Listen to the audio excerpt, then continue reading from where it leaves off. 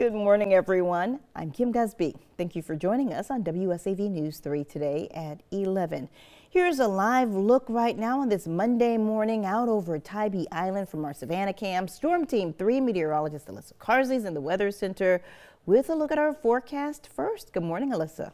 Hey, good morning, Kim. It might look very nice outside with all that blue sky out there. However, how it feels is a completely different story. After a few days of tracking record high temperatures, we are springing back to winter. You can feel that complete difference outside as temperatures this morning started off around 30 degrees colder compared to yesterday morning.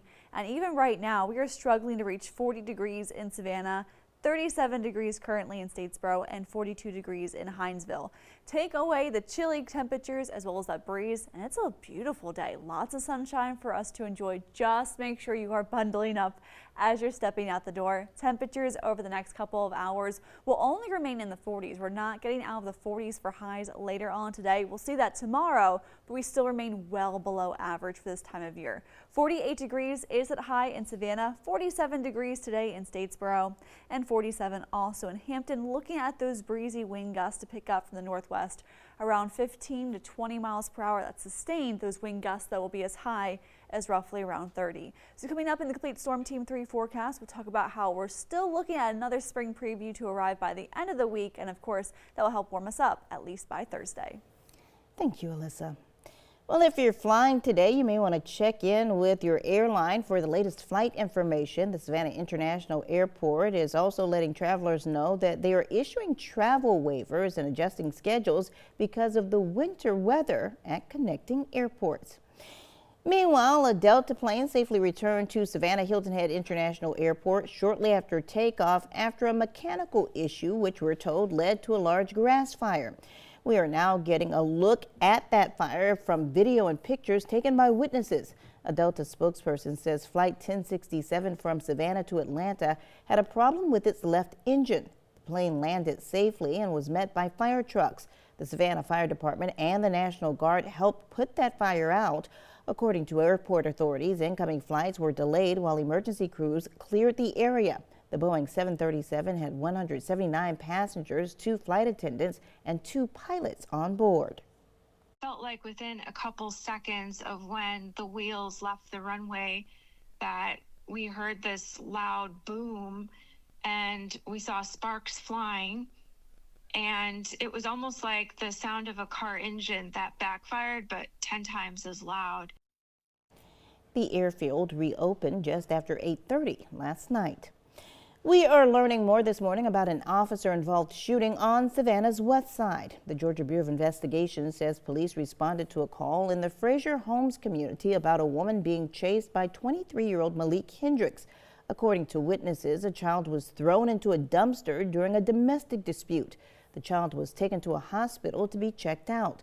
Police say Hendricks was shot multiple times after pulling an object from his jacket and pointing it at officers. We're told the object was later found to be a cell phone. Hendricks was treated at a hospital and is expected to be okay. Mayor Van Johnson was at the scene and commented on the use of force. If our officers, and I've said this before, if our officers were justified in using deadly force, we will stand by our officers. If our officers failed in either policy or law in terms of using deadly force, then we will hold them accountable. But until that time, and the GBI being the finder of fact, then we'll just withhold judgment. Police say no officers were hurt in that incident. This shooting marks the second officer-involved shooting in Savannah in just 2 months. The Savannah Police Department is looking for a suspect in a domestic violence case. They say 30-year-old Abu Moultrie is wanted in connection to an incident that happened last Thursday on Durin Avenue. If you see him, they say do not approach him. Instead, contact SPD or Crime Stoppers anonymously at 912-234-2020. The Chatham County Police Department is asking for your help finding a missing teenager. According to authorities, 14-year-old Shamina Namaya Warthaw was last seen on February 6th, leaving her home on St. George Boulevard. Police say she has not been in contact with her family since she left, and they're very concerned. If you have any information on where she might be, you're asked to contact police. In Brunswick, hundreds gathered for a community bike ride to honor the life of Ahmaud Arbery. The 25-year-old was killed 6 years ago while jogging through a Satilla Shores neighborhood. Police say he was ambushed and murdered by 3 men during a racially motivated hate crime. Over the weekend, bikers filled the streets in his honor. Organizers say all proceeds benefit the Arbery family. His father tells WSAV that he and his family are still grieving. Still a struggle for us because we missing him, and you know the way he just got killed. That's the struggle we have to go through every day of our life. We got to live with that the rest of our life, and you know it's still hard. Letter carriers are rallying for fair pay across the nation. In Savannah, workers from the National Association of Letter Carriers Branch 578 gathered at the main post office. They told WSAV they're asking for a higher starting wage to help maintain staff. According to data provided by organizers, workers are handling more parcels than ever before, and a lot less people are staying with the job. Local leadership says the period for national contract negotiations opens later this week. 55% of the new employees now only stay with the Postal Service less than a year. So if we have the starting wage increase, the benefits increase, people are going to want to stay with this job. Meanwhile, a different rally in Savannah calling for the abolishment of ICE. This comes after the death of beloved Savannah educator Dr. Linda Davis. And we stand with the families of Dr. Linda Davis, Renee Good, and Alex Preddy, and all the victims of the system here and abroad. We demand a full, independent investigation, and we demand an end to ICE operations in our city. We demand a permanent ban on dangerous, high-speed pursuits and lethal tactics that endanger innocent lives. Dr. Davis was killed in a crash involving immigration and custom enforcement. Protesters took to the streets voicing their message that high-speed chases through residential streets are unnecessary in the city of Savannah. Well, in response to recent ICE-related deaths both nationally and locally, one advocacy group is displaying a strong message on State Route 21 in Port Wentworth. WSAV's Jillian Cole spoke with organizers about why they say they need to be heard.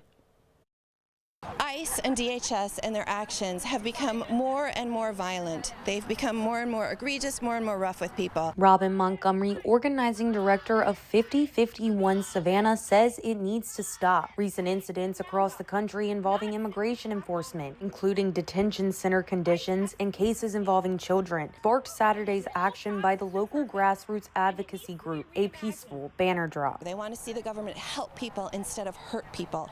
And I think they're also a little worried about when is it going to happen to me or my family or my friend, because we see the government buying up these warehouses all over the country that can house maybe 8,000 people. And if they're deporting people, why are they buying these warehouses? Montgomery said the issue hit even closer to home after the death of Dr. Linda Davis, a Savannah-Chatham County school system teacher who died in an ICE-involved crash on February 16th. When that happened, I think what it did was it mobilized people a little bit more. I think people are really angry when these kind of big, noticeable events happen. People want to get out more. Montgomery says she's not only calling for ICE to be abolished, but a change in the system so law enforcement can reflect community values. We understand that we need law enforcement in the country. We can't just have a wide open door. You wouldn't do that in your house, and you wouldn't do it in your country. But we need to reimagine government institutions, ICE in particular, so that it's an organization that, rather than grabbing people from their homes, helps immigrants find affordable homes. Montgomery says the organization's next stop is Forsyth Park this Saturday, February 28th, beginning at 9:30 a.m. They say their goal is to educate and encourage people to register to vote.